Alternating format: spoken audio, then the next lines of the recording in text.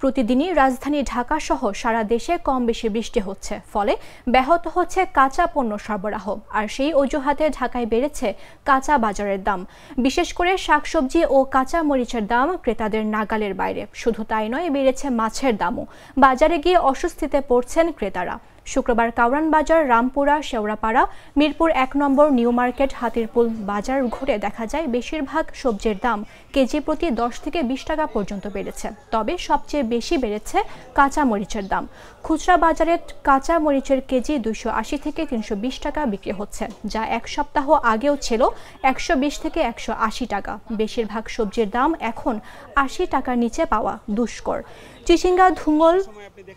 চিচিঙ্গা, ধুন্দল, ঢেঁড়স, পটল, করলা, কাঁকরোল, বরবটি ও বেগুনের দাম ৮০ থেকে ১৪০ টাকা কেজি পর্যন্ত উঠেছে। গোল বেগুনের কেজি এখন ২০০ থেকে ২২০ টাকা, যা ব্রয়লার মুরগির দামের চেয়েও বেশি। ক্রেতারা বলছেন, বৃষ্টি হলেই ব্যবসায়ীরা দাম বাড়িয়ে দেন।